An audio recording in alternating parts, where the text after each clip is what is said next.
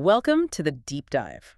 This is where we take that whole stack of source material you send our way, articles, research, company guides, and, well, we try to turn it into something crystal clear. High impact knowledge. Exactly, high impact. And today, we're tackling something that, I gotta be honest, on the surface, sounds like maybe the most boring topic imaginable. It's that mandatory meeting everyone just dreads. It is workplace safety training.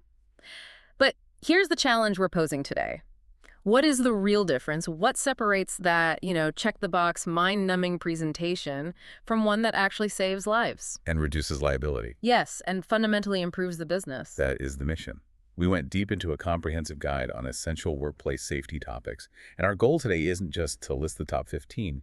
It's to connect them directly to the cold, hard statistics that prove their value. Okay. Our promise is to deliver this knowledge quickly, thoroughly, and make sure you walk away not just informed, but actually equipped. And we have to start with the money, because the dollar signs tied to inadequate training are just staggering. I mean, if you think the unexciting topics are, just administrative compliance stuff, you are mistaken. Oh, absolutely. For example, OSHA estimates the total annual cost of ergonomic injuries alone, and that's the stuff that happens just sitting at your desk, is somewhere between $45 and $50 billion a year. Think about that number just for a moment.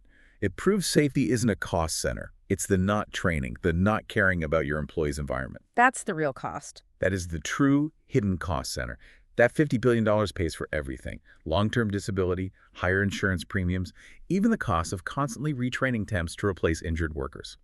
Which brings us right into our first big area of focus, the hidden physical costs of just doing daily work, even when you think you're sitting still. Precisely. Let's start with ergonomics and safe lifting.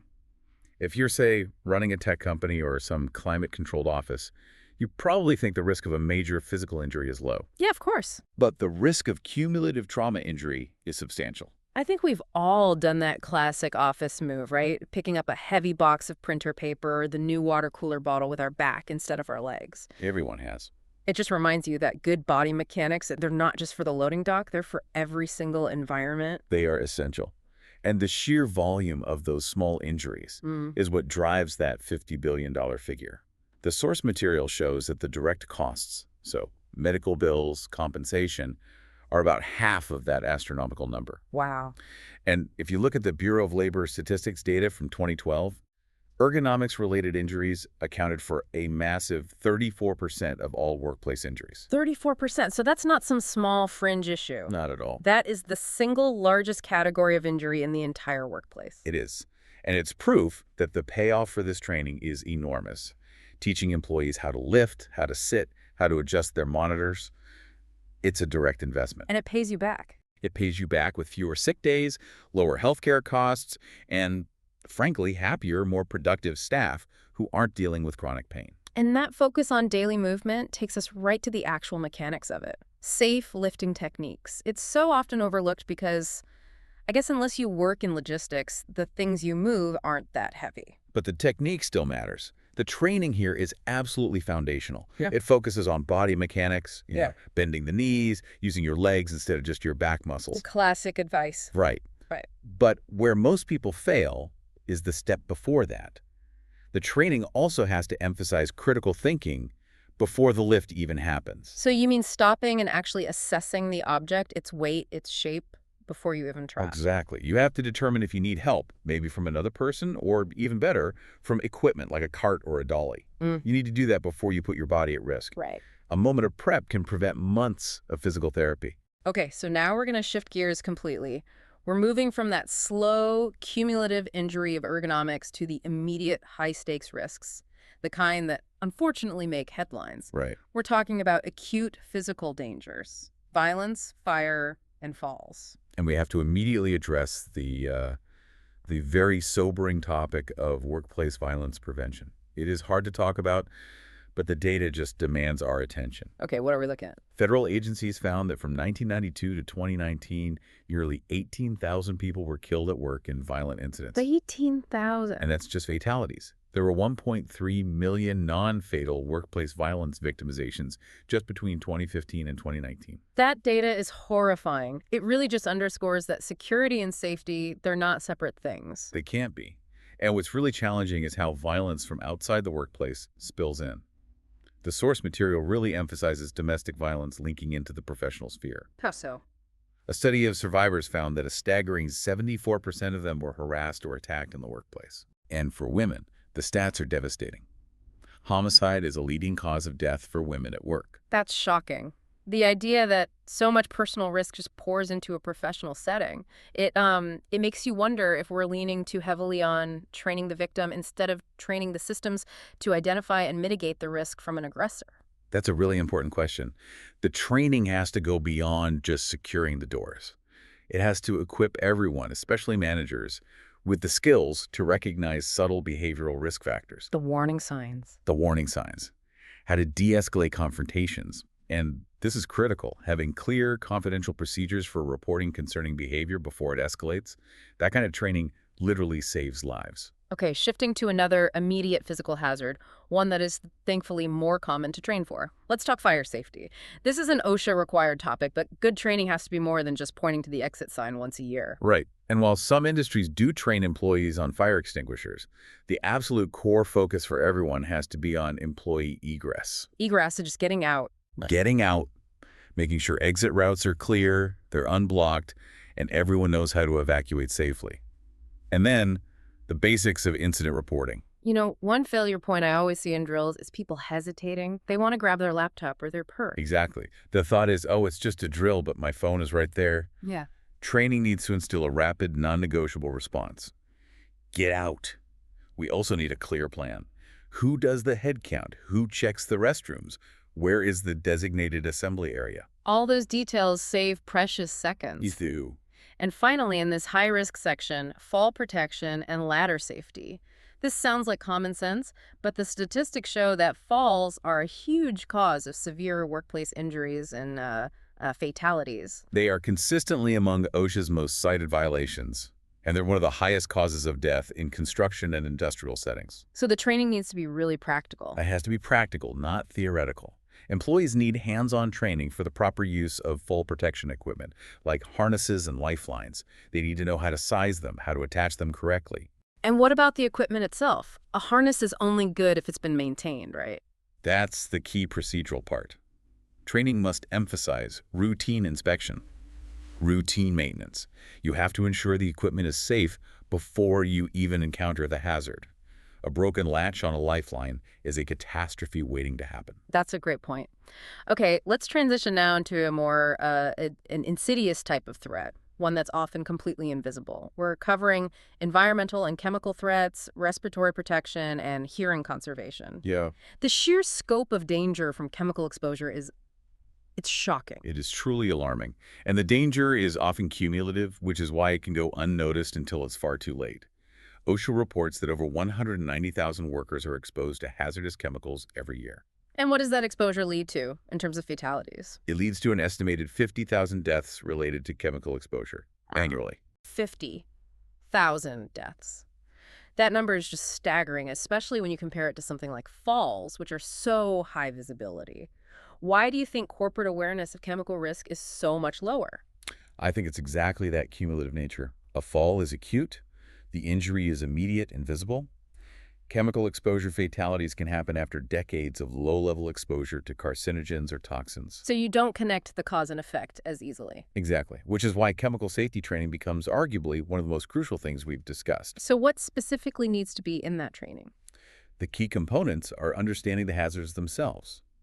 So, training employees to read safety data sheets, the SDS, what the pictograms mean, and proper handling, storage, and disposal. And then there's the legacy issues, training people to identify hazards like asbestos or lead, and knowing the strict protocols for dealing with them. And if you're dealing with invisible hazards like that, protective equipment and monitoring are just non-negotiable. Let's start with respiratory protection. Respiratory protection training makes sure employees understand the risks from things like dust or fumes or volatile chemicals. It means training on selecting and properly fitting masks or respirators. It's not one size fits all. Not at all. And for some jobs, it means knowing how to monitor the air quality to flag when exposure levels are rising. And very closely related is hearing conservation. Because while a chemical might kill you over time, Noise exposure causes slow, irreversible damage. You really don't realize how much you rely on your hearing until that damage is done. The CDC tells us that over 22 million workers are exposed to potentially damaging noise at work every single year. 22 million. Yeah. So the training have to focus on understanding how noise-related hearing loss happens and then how to select, fit, and properly use the right equipment, whether that's earplugs or earmuffs. Okay, for our next cluster of topics, it really shows how much the definition of safety has evolved. We're looking at employee health, online safety, and food handling. This is the modern, holistic view of workplace protection. This shift is incredibly significant. Starting with employee health resources, just outlining the available help for mental and physical health is a huge proactive step. Employers are finally recognizing that an employee's well-being, stress, chronic illness, mental health, it all directly impacts their safety and productivity. And that recognition creates real business value. The sources pointed out that employees who feel supported work harder, they stay longer, they're more productive. That care absolutely feeds the bottom line. It reframes safety as wellness and retention. Speaking of modern challenges, let's talk about cybersecurity. It doesn't traditionally fall under health and safety, but it's absolutely mission critical today. It's the new perimeter defense for the company. Online safety protects the employee, the customers, and the entire business. Key training topics have to include regulations like HIPAA for health information, using strong passwords, Those and two-step verification. robust two-step verification procedures. Absolutely. A company's reputation is only as good as its weakest password. Precisely. Training employees to spot a phishing attack is now a core safety function. And finally, in this section, food handling and preparation. This is an area that's often overlooked unless you're in the service industry, but it's vital if you have a shared kitchen or do any catering. The scope of the risk is huge. The CDC estimates that about 48 million people get foodborne illnesses each year in the U.S. 48 million. Yeah. So training needs to cover proper hand washing, preventing cross-contamination, especially between raw meat, and produce correct food storage and cooking temps, and critically, how to handle food allergies and intolerances with meticulous care. Okay, moving swiftly into our fifth cluster, emergency response and equipment use. These are the immediate life or death skills that every workplace needs. Starting with emergency evacuation procedures. This is foundational. It has to be covered often, regularly, and it must be customized to each specific location. If you move from the 10th floor to the 15th, your procedure changes. You need new training. The urgency of this whole section is really hammered home by the first aid and CPR stats. We're talking about basic, immediate, life-saving interventions. This conveys the absolute highest urgency. The American Heart Association states that nearly 90% of people who have a cardiac arrest outside of a hospital die. 90%. That one statistic shows that the few minutes between the incident and when EMTs arrive are everything. So training isn't just a requirement, it's creating first responders out of your staff. It is. Training should cover basic first aid treating burns, cuts performing CPR, and using an automated external defibrillator, an AED. It's simple, transferable, and it empowers people to act. Then we get back to the more job-specific skills. Proper use of equipment and PPE. This is where safety gets tailored down to the individual. Right, this is highly industry dependent, but the rule is comprehensive coverage. Training has to cover every piece of machinery an employee will use, from a forklift to a specialized surgical tool. That includes safety features, lockout procedures, and all the associated PPE they have to wear. And you highlighted the growing importance of an environmental factor we're seeing more of everywhere, heat safety. Correct. With rising global temperatures, heat-related illnesses are causing thousands of workplace injuries every year. This hits outdoor workers, of course, but also indoor workers in places without climate control. So what does that training cover? It has to cover recognizing the symptoms, specifically the difference between heat exhaustion and fatal heat stroke, and implementing proper hydration and cooling techniques. And it means identifying high-risk jobs where mandatory breaks and monitoring have to be put in place. That brings us to our final and maybe most crucial section, especially if you want to turn that $50 billion cost around. Making safety training stick. It's not just what you train on. It's how you deliver it and how you enforce it. This is all about training design. The effectiveness of any safety program hinges entirely on the quality of the materials and the delivery method. So our sources highlighted 4 essential pillars for a solid program. What's the first one? Number 1, you must understand the needs of your employees. Training that's too broad, too general, is just ineffective. It's a waste of time and money. If your main hazard is slips and falls, don't spend 3 hours on chemical storage. Right.